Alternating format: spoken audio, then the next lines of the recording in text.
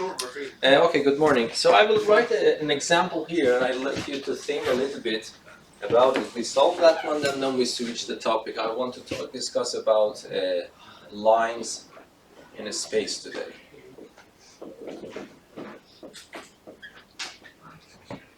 Okay, but before going to this, let me just write an example here for you.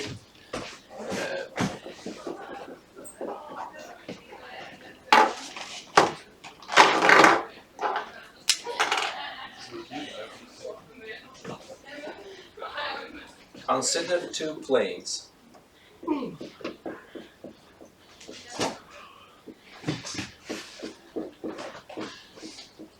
P with this equation 2x plus y minus 2z equals to 1, and P prime with this equation x minus 2z plus 2z equals to 3. Determine a point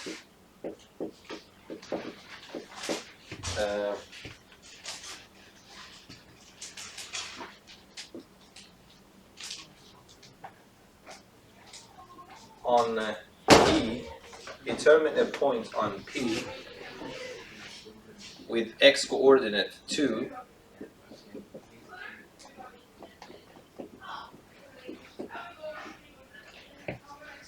equal to 2,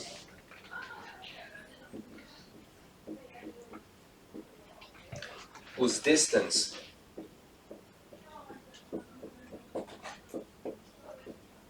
to P prime is 5 length units.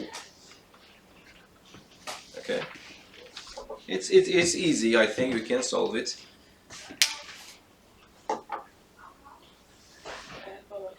Yes? P prime, is it supposed to be 2z and 2z? No. Thank you. So let me see.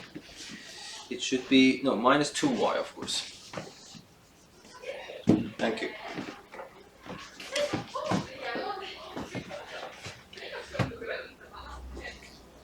Yes.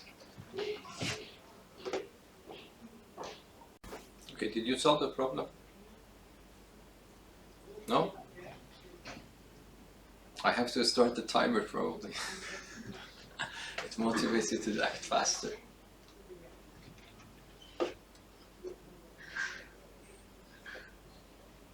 Okay, so let us see.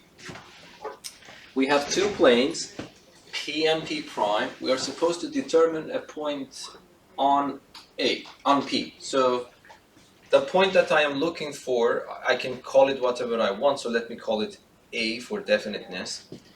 Okay, and I know something about A before even starting. X coordinate is equal to 2. But there are two more coordinates that I have to decide about them. And that is why they have provided us with two pieces of information. Yes? So because there are two unknowns left for me, so let me call them beta and gamma. I need to find beta and gamma, so I have two missing parts, so in general I need two pieces of information, and there are two pieces of information. One, I know that a point is supposed to lie on P, that's one piece of information. Another piece of information is that its distance to the P prime should be this number. So there are two pieces of information, two missing parts. In principle, I should be able to solve it. Yes? So how can I use the first piece of information?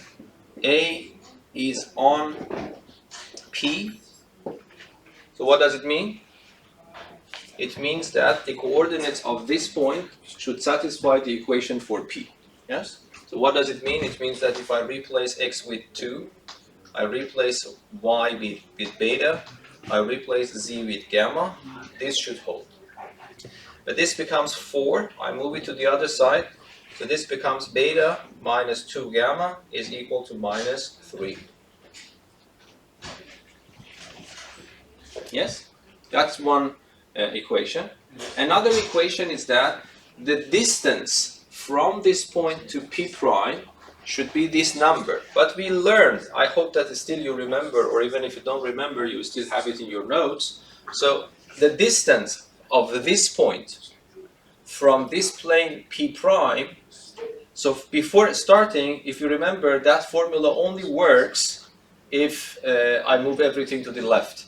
So the formula of P prime is x minus 2y plus 2z, but I move 3 to the other side, it becomes 0. And then the distance from this to that is absolute value, and I have a square root in the denominator. This is supposed to be 5. How should I fill up these gaps?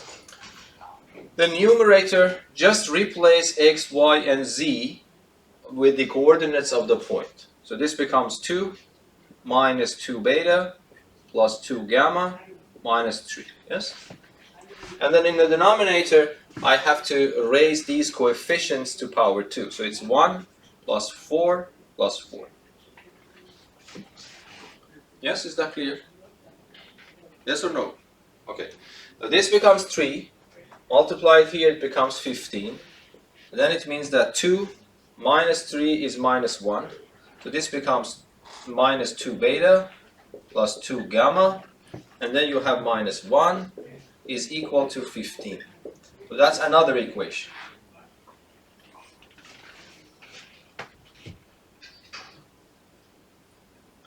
Yes? And then I have to solve this system.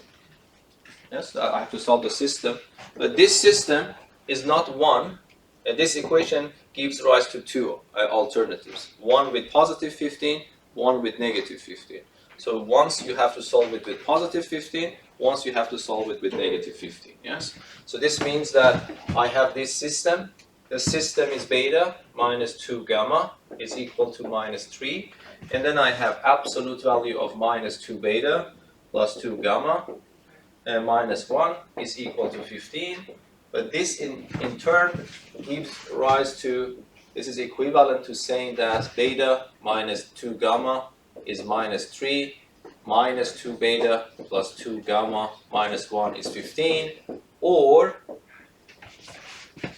beta minus 2 gamma is minus 3, and minus 2 beta plus 2 gamma minus 1 is minus 15. Yes? Okay, and then I have to solve the system. For solving the system here, it is easy to see that these are different, so I just add them. Beta minus 2 beta becomes minus beta. This is gone. Is minus 1 is equal to 12. So beta is negative 13, yes? And when beta is negative 13, I put it here.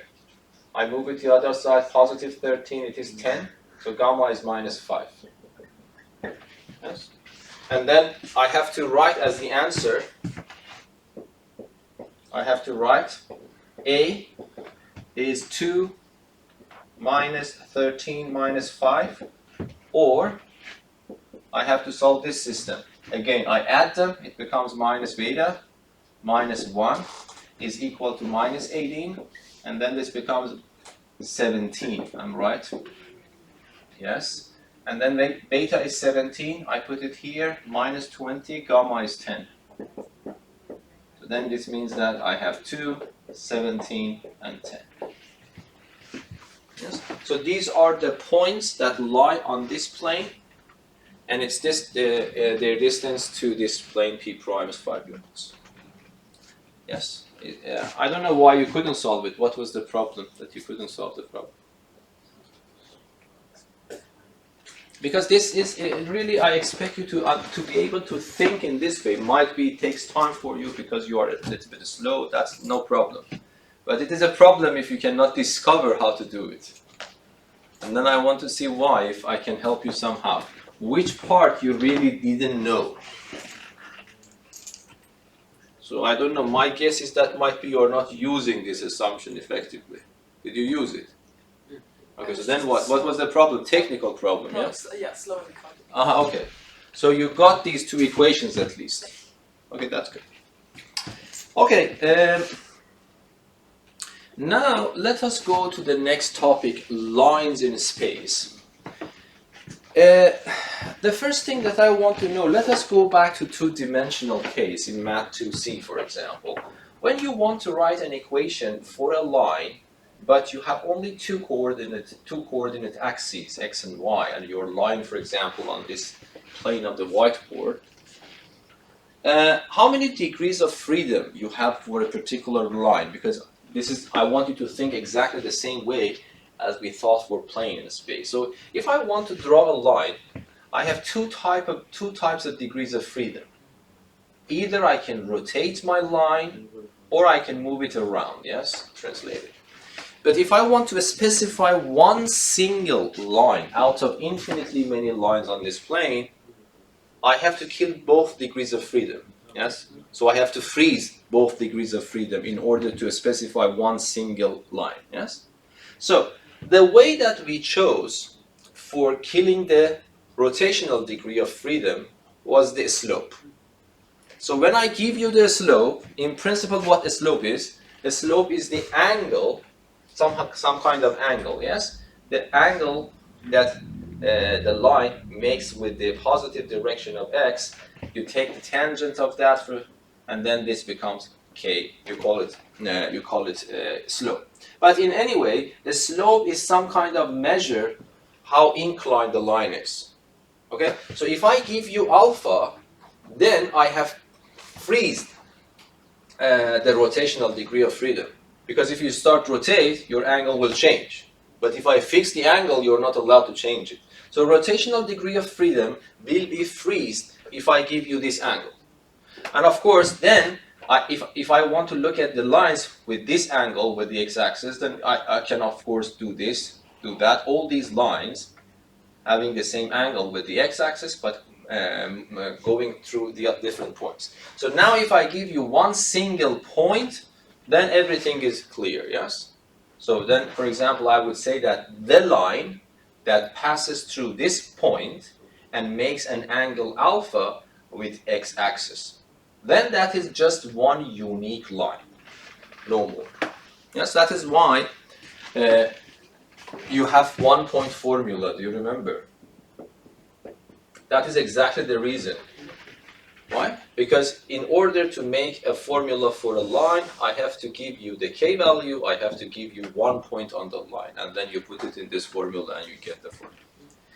But if we go to space, so we go to 3 dimensions, but still line is a one-dimensional object, so the difference between the dimensions of a line and the dimensions of a space will be 2, not 1. And then it means that we will lose the idea of the slope. Is that understandable? For example, so assume that this black one is the x, let's give this one the x-axis better, yes? This is the x-axis and this is the line.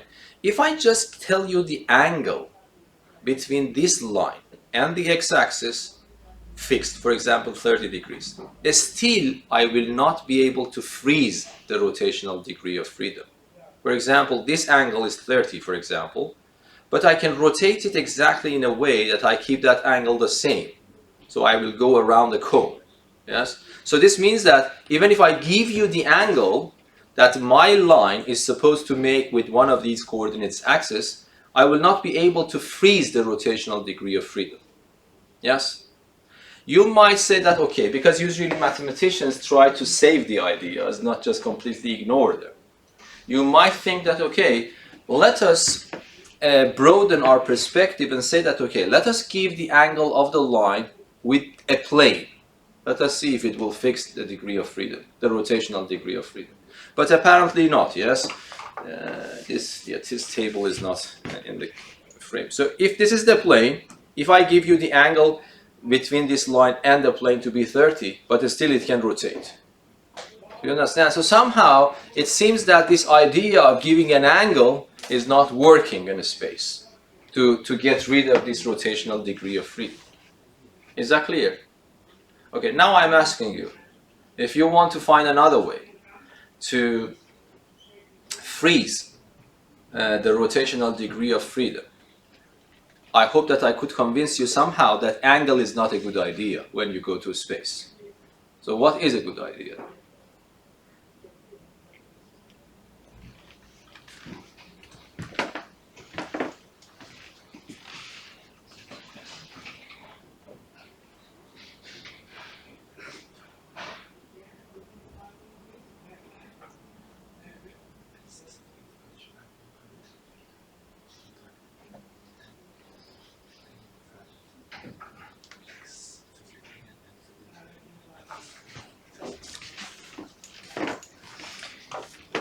think in terms of vectors again.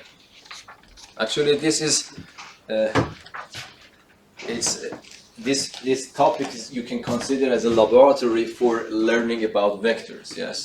So you think about vectors.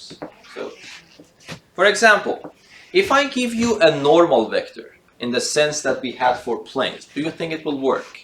If I tell you that I am looking for a line which is perpendicular to this vector, do you think I can freeze the rotational degree of freedom of my line? Yes or no?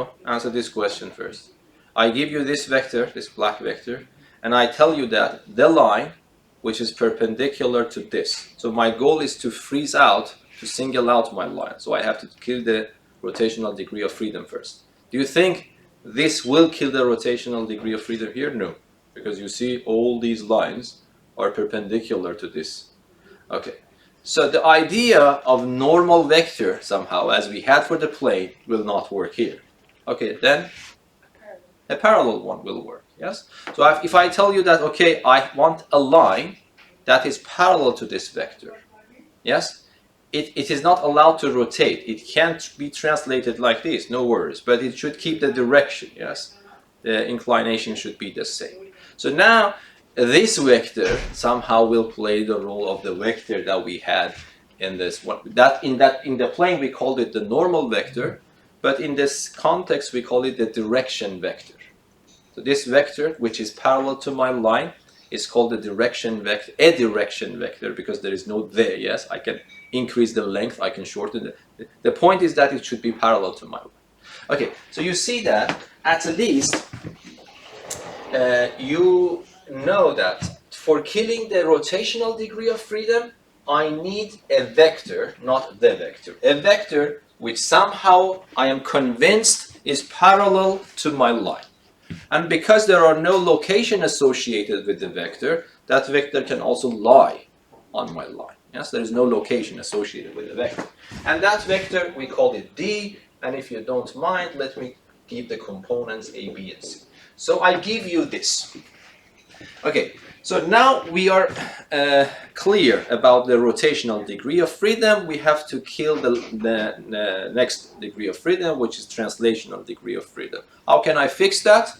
As before, I can give you one single point of it. Yes? So if I give you one single point and I give you the direction vector, then it is definitely one single line. Yes? Okay. So now I give you a point. So if you don't mind, let me call it as before, x node, y node, z node. So I give you a triple of numbers for the coordinates of a point on the line, and I give you a triple of numbers for the components of the direction vector, meaning a vector that is parallel to the line that I'm supposed to write this equation. Okay, now tell me what to do. I want to find an equation for this line. So now you are completely sure from this picture, hopefully, that there is only one single line in a space with these properties. And then I want to write an equation for that single line. What should I do? These are important things, by the way. If I want to believe that your mathematics is at a higher level, you should be able to answer these kind of questions. Yes? So how should we actually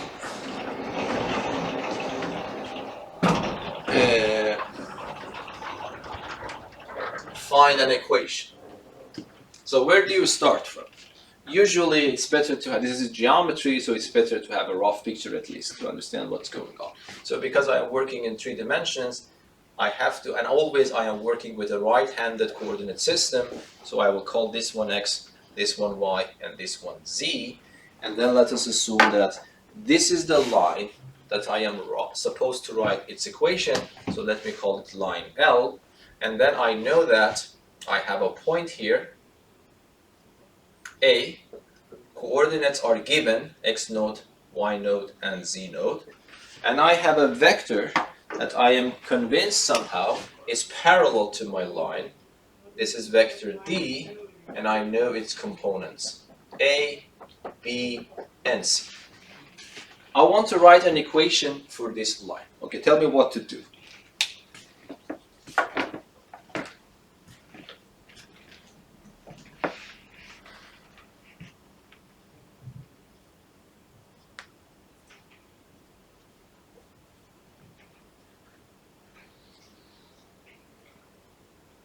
Just tell me a step by step. Yes? I think you need to use cross product. Not yet. Before that. These are technical problems. I'm not asking to jump the calculations immediately. But what is the... So this question, you need to ask yourself in this way. I think you don't ask this question. You need to ask what I mean by finding an equation for my line. Because if you don't answer this question, everything that you are doing is just random calculations. Do you understand? How many of you actually ask this question from yourself? If you go up, because now everything is documented, if you go back and watch the video about the plane, I asked the same question. So these are vital questions that you have to ask, otherwise you will not learn. Yes? So I am asking you, write an equation for this line. First of all, you need to analyze my question, what Babak means by writing an equation of a line. What does it mean, by the way? Can you tell me, can you repeat it again? What does it mean to write an equation of a line, an equation of a circle, an equation of an ellipse? So this is a very broad term. You are mathematics specialization. I should be able to answer these questions. What is the meaning when I write an equation and I say that if you draw the equation in GeoGebra of this equation, it becomes a circle, it becomes an ellipse. What does it mean? Don't forget this question. Answer it up to this question. Yes, Dima? If you choose X, Y, and Z with the line on the line, that means? Then, okay, then choose X, Y, and Z, and then this is your equation? No, if you put it into the equation. Yes? That point will lie.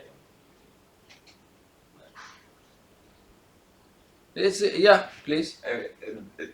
I'm not sure if this is what you want me to say, but you want us to describe a relation between X node and Y node and Z node and A, B, and C, such that it creates the line. There is one small flaw. Because I told you, understand this, these are not under my control. These are given and fixed. For example, 1, 2, and 3. Then what can I do? They are 1, 2, and 3. Yes, Ruben? If any 3 points. Any 3 points, not just point. Yes, exactly. So I told you, you need to take a representative. If you want to write an equation of a geometrical shape, even if it is a surface, if it is a line or a plane, whatever, you need to ask yourself, what is the relation among the coordinates of the points on that shape? Okay? Shape is geometry, equation is algebra. So you want to connect these two worlds, yes? So I would say that, okay, I will take this point, for example, M, and then I have X, Y, and Z. If I tell you what this point is, I will not answer. This is an arbitrary point on this line, on this geometrical object. I want to relate these three numbers together. That relation is called an equation for your object. But please don't forget this. These are generic questions. It doesn't matter if you have a much more complicated shape, but that's the same story again. Of course, finding an equation of a complicated object becomes harder because discovering the patterns become harder. Yes, is that clear? Okay. Now this point. So it means now it is clear. The goal is clear. I want to find a relation among X, Y, and Z, which are the coordinates of an arbitrary point on my geometrical object. Yes? Okay. Then how should I do that? Now you can say, I don't know, cross product, whatever, but you have to understand what you're supposed to do first. Okay? Now that is understanding what to do. Your goal is clear, but now what you have to do is now go back and, of course, try to find a way from your previous knowledge to be able to find this relation. Okay, so then what? Now, a strategy is clear. Technical problems, you should be able to solve them. So what should I do you think? Okay, so I need to use the property of my geometrical object. So if you if A is already on my line, M is also a representative point on my line. So if I consider this vector MA, definitely MA becomes parallel to this vector D, yes? Because if M is on the line, A is already on the line, MA in total lies on the line. And if the line is parallel to this vector, this new vector will also be parallel to that vector. So that's it. So I would say that then vector MA, by the way, do you know vector MA? Yes, because I know the endpoints. The final point minus the initial point. Yes, I made a... So let me consider this vector for technical reason. It doesn't matter. You have to multiply by a negative sign at the end. But this would be better if I consider this. So let me write AM. Okay, so this becomes the final point minus the initial point. So it becomes x minus x naught. In the previous scenario, I had to write x naught minus x. At the end, it will not matter, but I would prefer to write it in this way. And the next one would be y minus y naught, and the next one would be z minus z naught. Yes? Okay, I know that AM is parallel to D. So what can you say from here? One thing was probably what Dima was mentioning, that the cross product is 0. Okay? But usually cross product I prefer to avoid if possible. We had two alternatives for being parallel. Yes. One alternative was, as you said, the cross product, and the other alternative is if the two vectors are parallel, if and only if, either we can say the cross product of 0. That is correct. Another alternative, I told you that. Yes? Is the multiple of the other? One of them is a multiple of the other. So it means that there exists, and then we usually use letter T here, there exists a T in R such that AM is a multiple of D. Yes? This is good. Why? Because when I ask about equation, this is not an equation, this is a relation. Equation is, it should contain equality. Now I have my equality. This is the vector form, but if I want to write it more clearly, instead of AM, I write x minus x naught, y minus y naught, z minus z naught, and then you know that if I want to multiply a number by a vector, we already know what to do. We multiply this inside, so it becomes AT, BT, and CT. Yes? And then this vector is supposed to be equal to this vector now, so the first component should be equal to the first one. The second component would be equal to the second one, and the second component would be equal to the third one. Yes? And then when I use curly brackets, it means and. Because all of them should be simultaneously satisfied. Okay, then what? I want to ask you the same question. Is the problem finished? Or I should continue? So that is up to you. Now you are a mathematician, yes? You should be able to say, is the problem finished or I have to continue? Yes? I feel like we should continue. Okay. Why? Because don't forget about your goal. What was your goal? They are, all of the different components are not in the same equation. Exactly. You want to keep them in the same equation. So you want to relate x, y, and z together. Yes? Okay, so then what should I do? This is again technical problem. You see, every time you need to understand the goal, you need to find a trick to solve the problem. Okay? So you want to connect x, y, and z together. So how can I do that? Now this is a technical problem. The goal is clear, but technical problem you need to solve. But if you don't know the goal, you have a lot of techniques in your hand, which one you want to use. Yes? So, what should I do?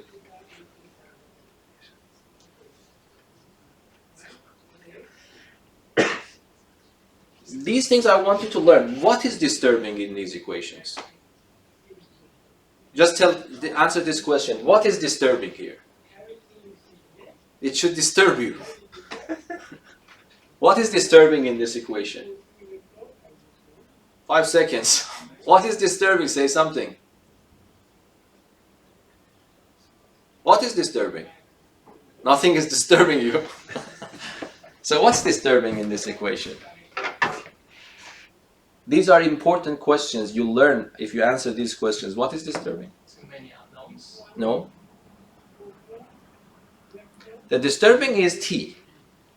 Because you might ask, what is t? What I know is that there is a t. But what damn t is, yes, we don't know. So it means that I have to get rid of it.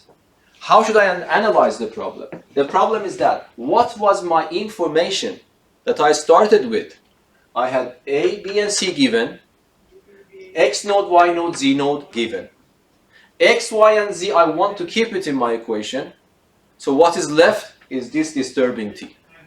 So I have to get rid of it. You see, again, I am asking this question of myself, and then I will try to find a way to do it. But if you don't answer these questions, that would be random algebra. That's not good. Okay? So what can I do now? Now I know that t is the problem. So now I know the problem. T is my problem. I want to get rid of it. Either you can do it or not, but at least you know what your problem is. Okay, now can you tell me how to get rid of t?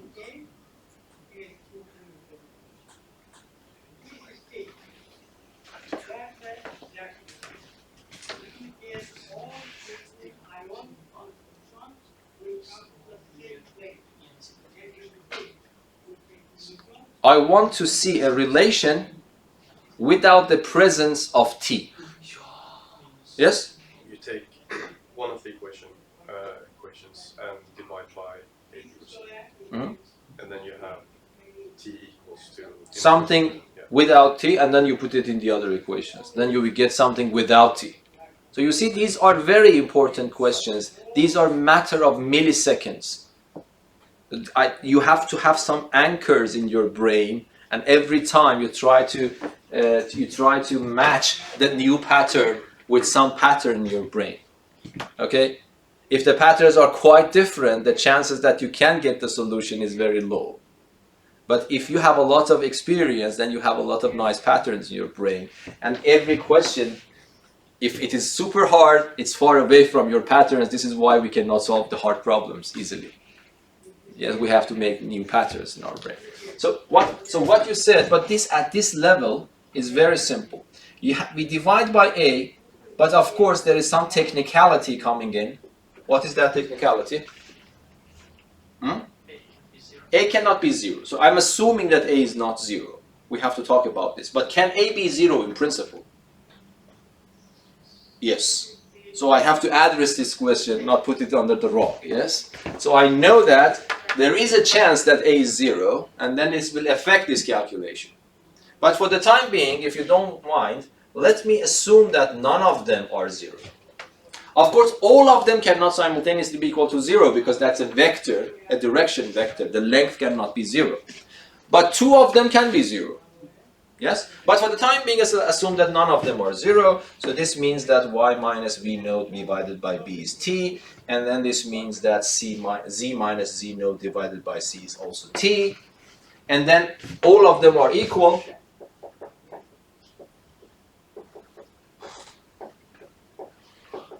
This is a little bit strange. This we couldn't expect. Because you expect one equality, but we got how many equalities? 2. And then you have to live with it. Okay, so an equation of a line in a space has these 4. But you need to understand that is the end of the problem. My goal was to find a relation between x, y, and z. So it means that you answer this question. A point is on this line if and only if it satisfies both equations simultaneously. Yes? And I will tell you why this is reasonable. I will talk about that later. But that's your equation. And this is called canonical form. Form of the equation of a line. So from now on, but still we have to be careful. If A, B, and C, if A is not 0, B is not 0, C is not 0, I solve the problem. Yes, that's an equation. So from now on, if I ask you, for example, I can say that write an equation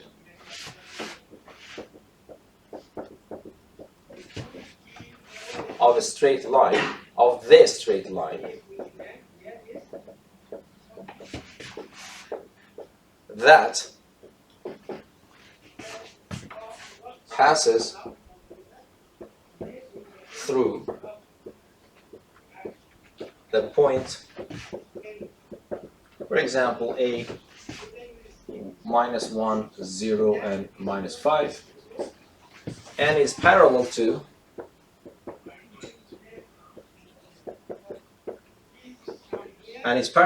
let me write number 1, number 2. I want to give you 2 D's. One D is 1, 2, 3.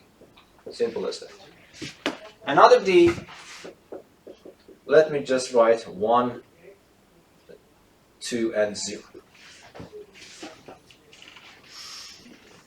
First of all, is it geometrically reasonable? Yes, because this is a vector, and that's a point. I'm asking about the line that passes through this point parallel to this. There's only one unique. I want to find you the equation.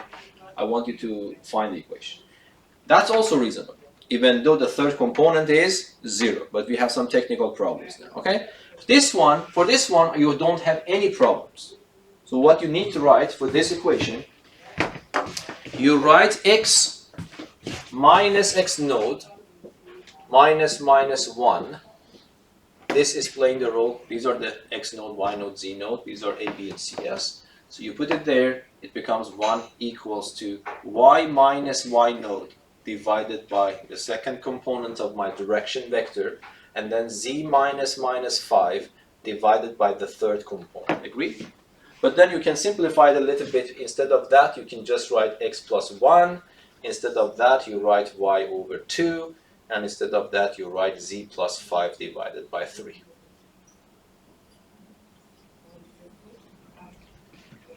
Okay? So that, what does it mean? It means that for a point x, y, and z to be on this line that I described, the necessary and sufficient condition is that I have to satisfy all equalities. Yes? So it means that if between the coordinates of a point both equalities are met, that point lies on this line. And conversely, if I have a point with coordinates x, y, and z on that line, that is the relation among x, y, and z. This is, for the time being, you have to interpret it, and you have to get used to it, because so far, when I write and I ask you write an equation for a circle, write an equation for a line, write an equation for a plane, you have only one equality in your equation. But this is the first time, if you want to write an equation, you have to have 2 equalities. So that's why I started from plane, because it was closer to your understanding so far. Okay, but now can you tell me, what can I do for the next one? Because that's also a problem. So what can I do right now here?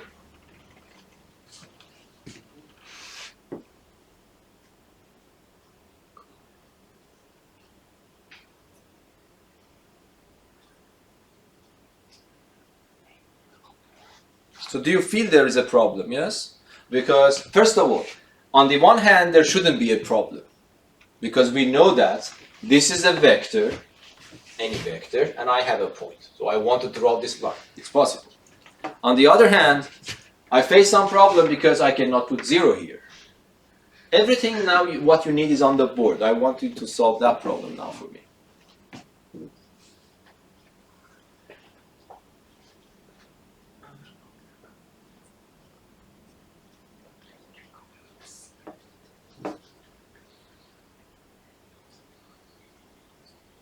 My advice, don't look there, look before, here. So you see, the reason that I was able to write this in this box, because of my assumption about these numbers all being non-zero. Now imagine what happens if one of them is 0. Which part of this calculation will collapse? This is the way that you have to think. Do you think in this situation I have problems with this arrow? Yes or no? No. Problems here? No. Problems here? Yes. Okay, so then it means this arrow will be affected. Okay, then what? So if something is affected, you cannot go forward, you have to stay there. Stay there means C is 0. When C is 0, it means Z is Z node. That's it. Yes? So this means that if you want to solve this problem, in principle, you have to start from here, and then you realize that Z minus Z node, in this problem minus 5, is equal to C, in this problem 0, times that T that you want to get rid of. But you get rid of now, because 0 times T is 0. Yes? So then it becomes plus 5, and then 0. So this means that Z is equal to negative 5. Okay? But can I still continue with these two calculations?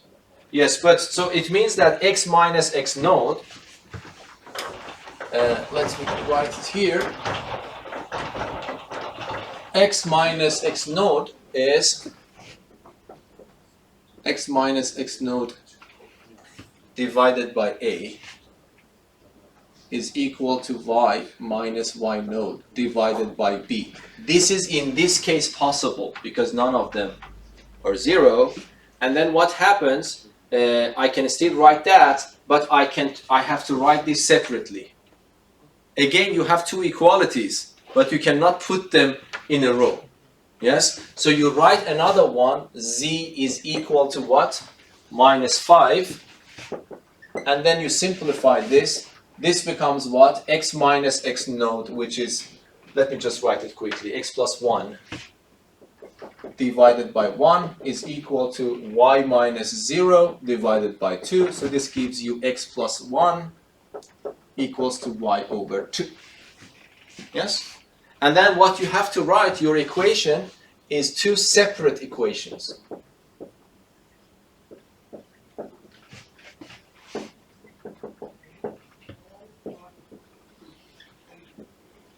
Again, how many equalities you have? 2.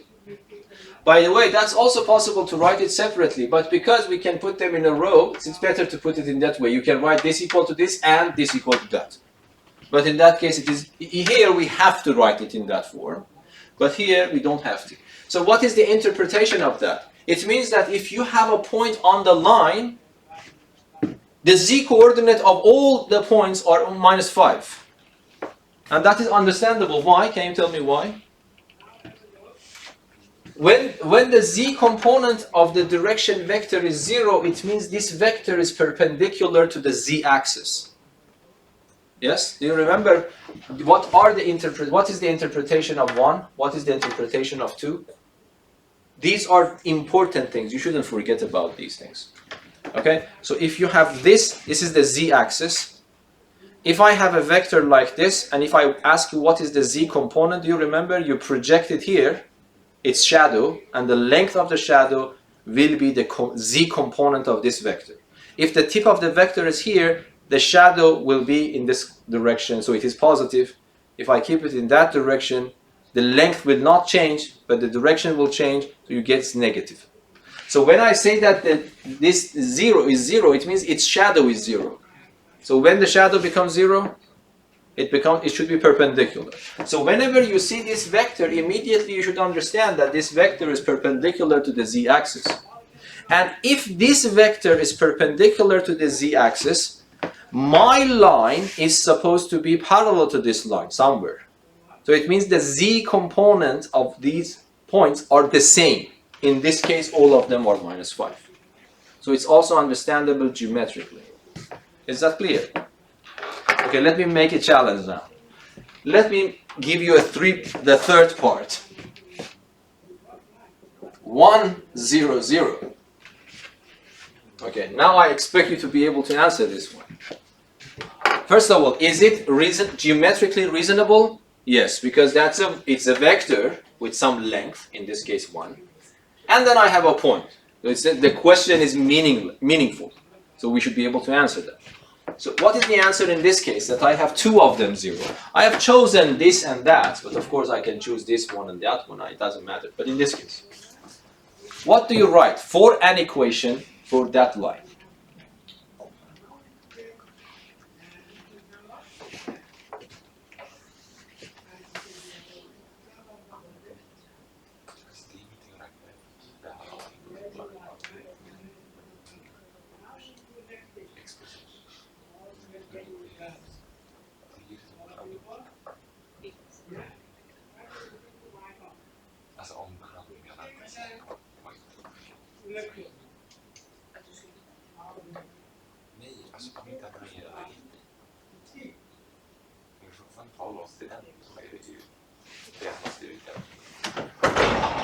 think a little bit.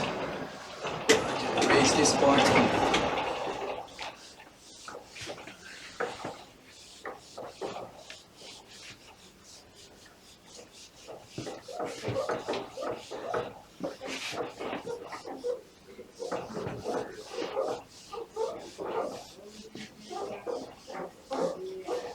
Okay, what?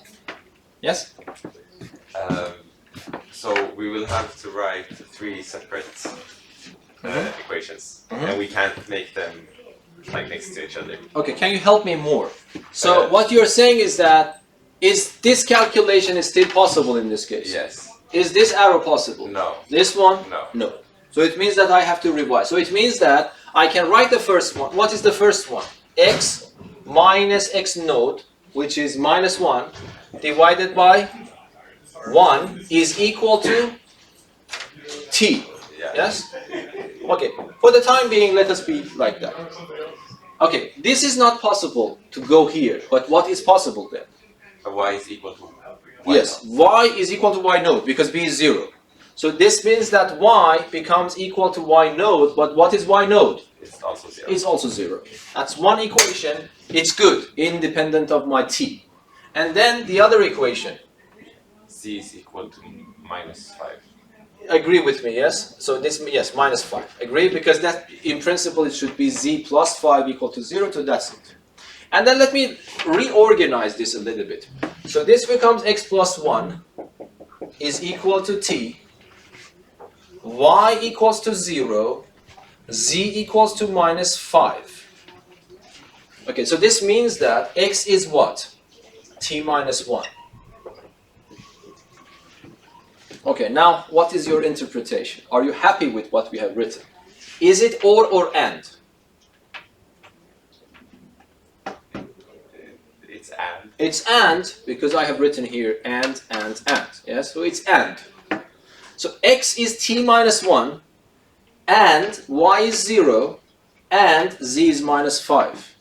So are you happy? No, Why not? I don't like it. Why did you? Can't we avoid t? No, apparently no. The answer is no. And you shouldn't be happy because t is there. But I am happy. Because I changed my interpretation now. What is the interpretation? Can you interpret this? It tells you that if a point is supposed to be on that line, its y coordinate has to be 0. And its y coordinate, its z coordinate has to be minus 5. Yes? What is left to answer? What is the left to answer? X coordinate. X coordinate. So when do you become happy, do you think? When I give you the x coordinate as well? Yes or no? Yes. No! Why not? In this case, if I give you the x coordinate, you shouldn't be happy. You should be sad. Why? Yes? Because t is a real number, so t can be anything, and that means x can be anything. Okay, but if I give you x, so I mean that you are, Kevin was not happy because he doesn't like t. So it means that if a point is on my line, its y coordinate is 0, I give it to you. The z coordinate of that point is definitely minus 5. Do you expect me to give you the x coordinate as well? No, because there are infinitely many points there. Of course. And this t is actually serving us in this case. Because it's telling you t, whatever t you put here, it's acceptable. For example, is x can be 0 or not? Can x be 0? Yes. If I choose t equal to 1, it gives me 0. Then it means that 0, 0, minus 5 is a point on my plane. Give me another point of the plane. Give me another point on the plane. On the line. 1, 0, and minus 5. Exactly, because now you choose t what? To be 2. Then x becomes 1, y becomes 0, z becomes minus 5. That's also another point. So in principle, because Kevin doesn't like it, we don't write it. Do you think it is a problem? If I clean that, is it? It's No, good. because x can be anything, When x can be anything, what should I even bother to say it? X is arbitrary. Whatever you choose is acceptable. The point is that y and z are not arbitrary. Y has to be 0, z has to be -5. Is that clear? Of course, if you write x equals to t minus 1, that doesn't have any problem. But you're writing something extra which is not needed. Yes? Because that's not a constraint on x. When you say x can be t, x has to be t minus 1. Okay? And I ask you, what is t? You can say that you say t can be any number.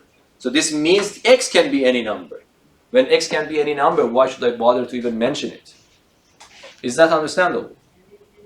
This is hard, I know, because this is the first time. But it's understandable, but you have to get used to it. Is that clear? So if I want to write an equation for this line, it's a very strange, this is my equation. But in all cases, how many equalities you see? 2. There are 2 equalities. And that's understandable. Why? Because in a space, I have 3 degrees of freedom, x, y, and z. How many dimensions are there in a line? It's a one-dimensional object. So it should have 1 free parameter left. And t was your free parameter. T is free to be chosen whatever it wants, but you have frozen 2 other degrees of freedom. You expect 1 degree of freedom left, and that's clear. There is only 1 degree of freedom left. Is that clear? So that would be the equation. By the way, this shouldn't be so strange. You know, special lines, even in this case, you remember we had y equals to, for example, 5 or something.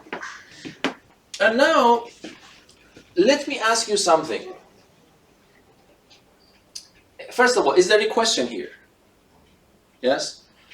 Now, if I ask you, what is this in a space? What this algebraic equation represents in a space? Answer immediately. Yes? Plane. A plane. Why? So what? It's why? Because this can be viewed as 0 times x, 0 times y, 1 times z, plus 5 equals to 0. Compare it with this. Yes? Do you remember? I told you that whenever you can write an equation of this form, it represents a plane. So this represents a plane. Okay? Now, forget about this and let me ask you the same question for y equals to 0. What do you expect here? What this represent? A plane. But what this curly bracket means, and. A plane and another plane. What does it mean? What does it mean? Yes? The intersection of the planes. Of 2 planes. And if I have intersection of 2 planes, it is a line. Intersection of 2 planes, I hope that you agree with me, this is not the intersection of 2 planes. Yes? Because this will go forever. And this will go forever. Then it becomes a line. So 2 planes are either parallel or on top of each other, or intersect. But if they intersect, they cannot just intersect at one single point. They suddenly intersect in a line. And that line is that line that you are looking for.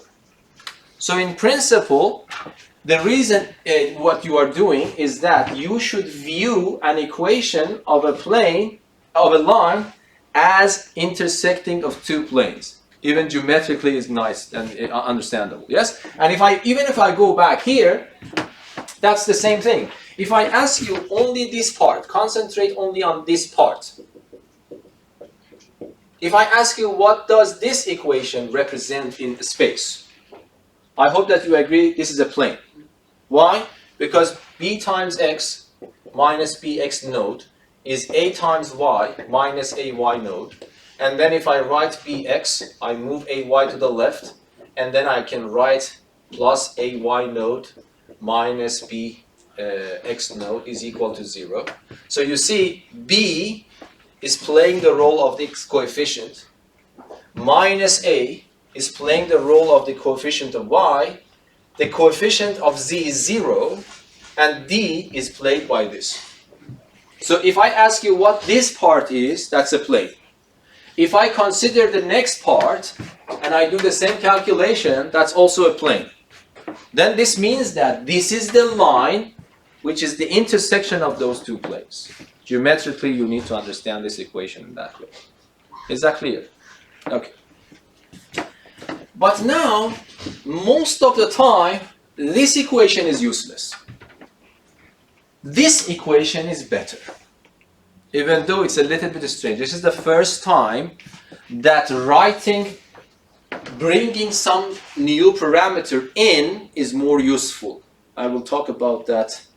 Yes. So how? This is called canonical form. Canonical form is good. You need to know about it. But a better thing when you're working with a line is actually the parametric form. And t is called your parameter.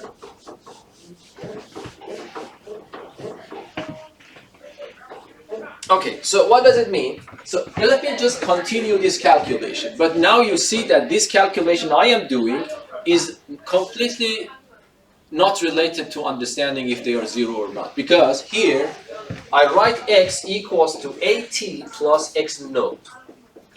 Do I need to be worried about the value of a here? No, I just moved x node to the other side. Y is equal to what? bt plus y node. And z is equal to ct plus z node. And then yes? And then what is t? T is a real number. Is there any specific value for t? No. Any value it can be. This set of 3 equations is called parametric equation. A parametric equation. T is called the parameter.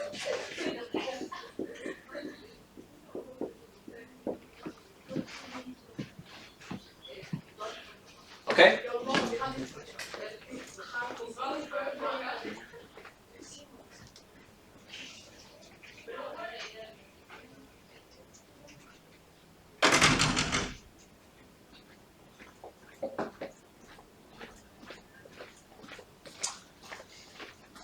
Okay, for example, in this case, by the way, there are 2 types of questions. Sometimes they ask you write parametric equation, sometimes they ask you write canonical form of the equation, sometimes that's up to you. They don't ask for anything. So here, let me just solve the same problem, but I want to write parametric equation. So what do I write? For the first case, I write x is equal to, but remember, a, b, and c, the coefficients of your parameter t, are the components of your direction vector. So the direction vector here are 1, 2, and 3. So here I put 1, 2, and 3. X node, Y node, and Z node are supposed to be the points of your points. So it is -1, 0, -5. And then in principle you have to emphasize t belongs to R. The whole thing that you see here is a form of equation for the same line, which I call it parametric form. I want to talk a little bit about this, because do you remember what was the goal? The goal was to find a relation between x, y, and z. But these parametric equations are ubiquitous in mathematics, especially higher mathematics.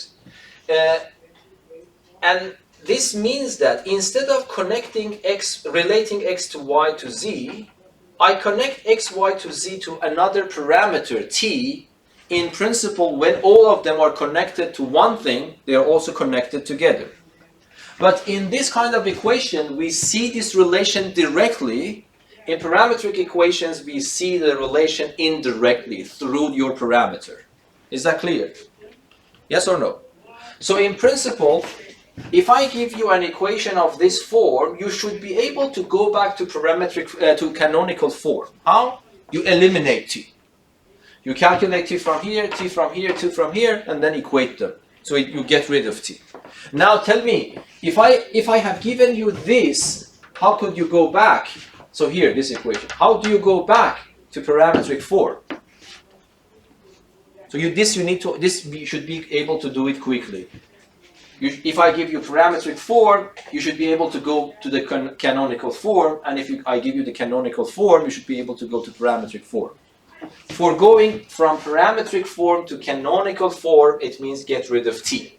So you calculate t here, t here, t here, and equate them. Yes? And if I give you this, how do you go back to the parametric form? What is the trick?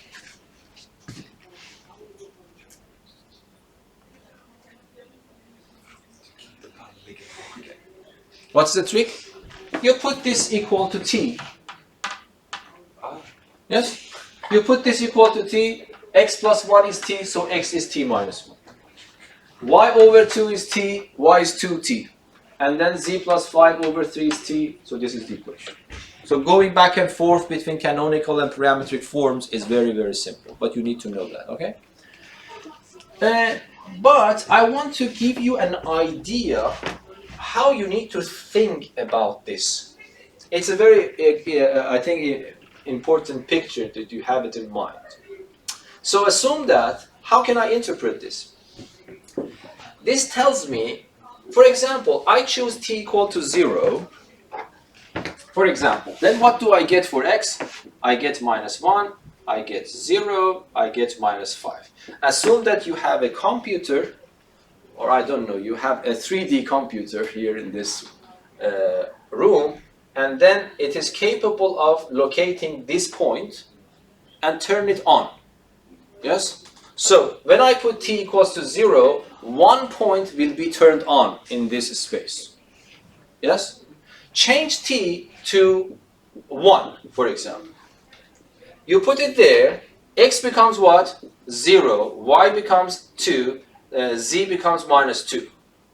So the computer will turn on another pixel, which is related to this point. Yes? This is the good picture to have in mind.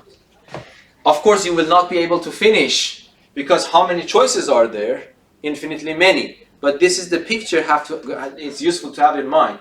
If you start assigning all values for t here, and then turn on the pixels corresponding to them, at the end you will see a line. Yes? But of course, this in practice is not possible because there are infinitely many, even if you have the best computer in the world. Yes? So, this is the picture that you have in mind. That the point is that this will turn on the points on the line one by one. But at the end, if you agree with what we have done here, this is not something very strange. It will give you a straight line. Yes? Is that clear?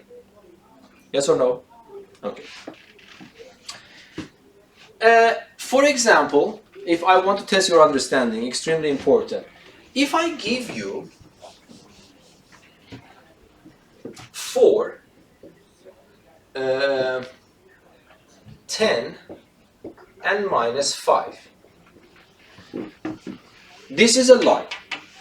Do you think this point lies on this line or not? That is, we should be able to answer this question very simply. Now, this is a parametric form of my equation, of my line, and I have given you a point. Do you think this point will be on this line or not? How do you answer this question?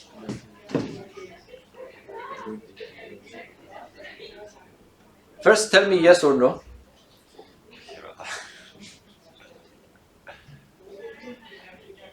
Yes, Dennis? I think no. Why? Because if to satisfy z, Yes. t has to be 0. If you put t0 and the other... It will not generate those numbers. Is that exactly? Because I told you that in this picture, if this point lies on this line, at some point the pixel corresponding to this point should be turned on.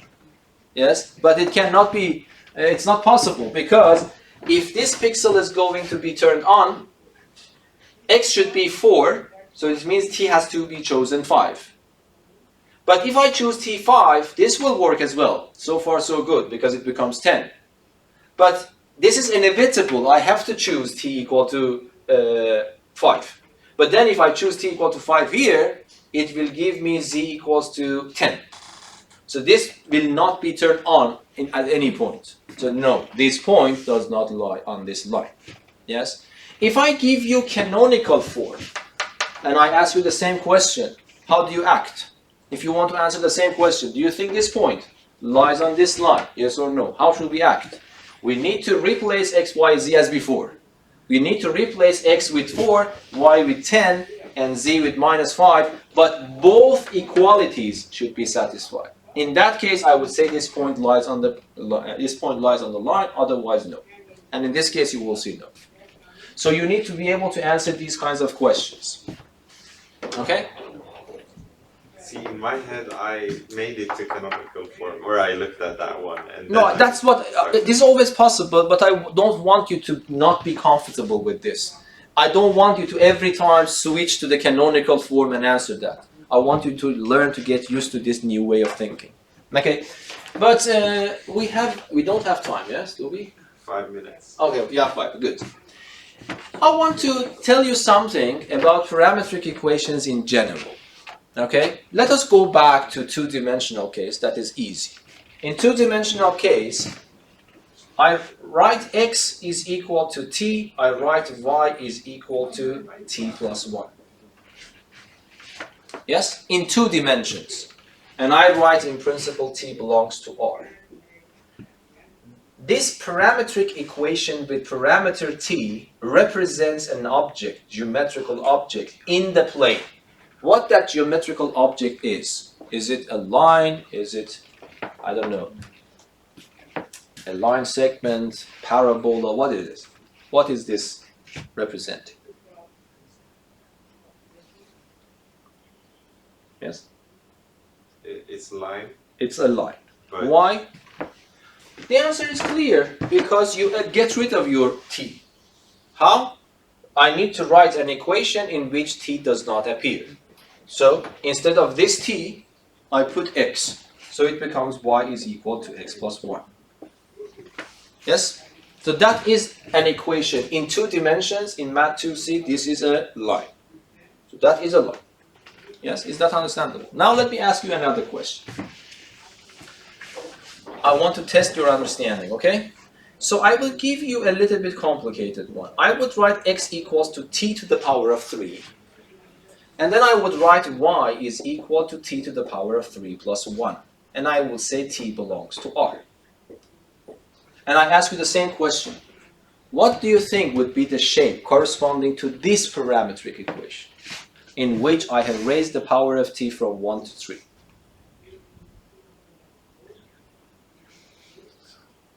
Yes, Ruben? It's also a line, Which line? the same line. The same line. Why is that? Because if I want to find an equation, I need to eliminate this t. So, but again, t3 is x. So what I do, instead of t3, I put x. What do I get? I get the same line. So be careful. If I increase the power of x and y, I am distorting the straight line. But I am not raising x and y to some power. I'm raising t to power. Let me test your understanding, okay? X is equal to t squared. Y is equal to t squared plus 1 immediately. What is this one? And which line is this, if this is line or not? What is this one? The same line. Okay, the same line or not?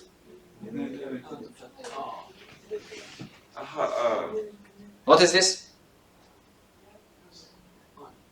It's either the same line or it's y equals to minus x. No, why? Because om du tar roten nu så kan det vara bara... No, I'm not taking the square roots. Oh, no, okay. So what's the equation for this? I have to get rid of t. Am I right or not? But t squared is x. And then what appears here? T squared. Yes? So if I, instead of t squared, I am allowed to put x. So it becomes y equals to x plus 1. Yes? That's the same equation. The same equation, the same equation, the same equation. Instead of t squared, I put x. Here, instead of t cubed, I put x. Here, instead of t, I put x. All of them gives rise to the same equation. Understandable or not? Yes. Yes or no?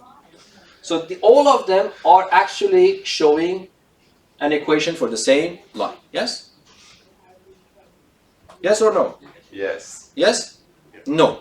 Ja, exakt. Jag försöker bli bara positiv. There is one thing that you have to be careful. But that is not what you are. I'm not cheating, by the way. All these equations are correct. Y equals to x plus 1. Y equals to x plus 1. Y equals to x plus 1. But one of them is different for another deeper reason. What is that? Yes? The t squared one is different. Why? Because you can take minus 1. To the power of 2, it equals to 1 to the power. Okay, but what is that reason convincing yourself? You have to convince yourself, then start selling it to me, yes? No, there is a deeper reason. Okay, let me ask you this question. I guarantee you this is not a straight line. Tell me what it is then.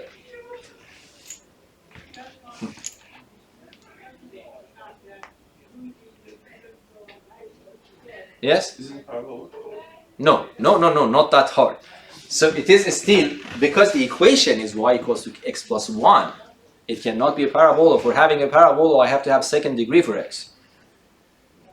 Yes? I don't remember what it's called. It's not a segment, but it continues just forever in one way. Yeah, it's a ray. And that's close to what you said. But that was different, yes? The reason is that still t is arbitrary, but it will never give rise to a negative x. In this case, can x be negative? Yes, if I choose t negative, x becomes negative. But in this case, if I choose t negative, x becomes positive again. Yes? So this means that if you want to draw the graph of this one, I put x equals to 0 here. So the graph of this is this one. The graph of this equation is this line going forever. The equation, the picture for this one is also this one. But if I ask you to draw the graph for this set of parametric equations, x cannot be negative. So if I ask you to draw the graph, if you do and draw the graph is wrong, you have to get rid of this part. And that is the graph. So that's a ray. So you have to be a little bit careful about these things. Okay? But now let me ask you a deeper question. Do you think if this one and this one, there is no cheating, sorry, forget about this. This one and that one are exactly the same line. Okay? Is there any difference between them or no? Algebraically, there are some differences because this is the third power, this is the first power. But if you draw this one, it becomes this line up to infinity. If you draw this one, this also becomes the same line. So from picture point of view, they are exactly the same. They are representing exactly the same shape. But is there any difference between them that you can say?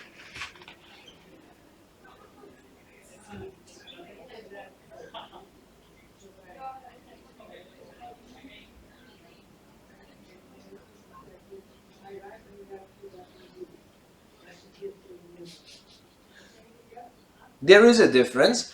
That's more or less physical difference. If you go from here to Malmö, you can go with Volvo or you can go with Tesla with different speeds. But you are following the same trajectory. So if these are equations representing my moving particle, the speed here is bigger than the speed here. The trajectories are the same. Because if I ask you what is the velocity vector, then you can, if you assume that this is time, you differentiate this, it becomes 3t squared and 3t squared. So then your velocity in the x direction is this, the velocity in your y direction is this, but here the velocity in x direction is always 1, the velocity in y direction is also always 1. So the speed always remains constant, 1 in both directions. But by passage of time, the speed of this particle is actually going up. It's accelerating. So even though they are moving on the same exact trajectory, but they are traversing it with different velocities. Is that understandable? So that is this is why parametric equations are extremely useful too. Especially you see in physics, because t represents time, and then you have a moving particle. Even if you are moving in 3 dimensions, you have x, y, and z coordinates. Yes? So, and then you can talk about velocities on different directions. Yes? I just wanted to say Math 4 has started. Okay, no worries. Okay, so I stop here, but I will continue solving some problems. I think 2 more sessions we will continue this lesson, and then we'll switch some topic. No questions? Thank you.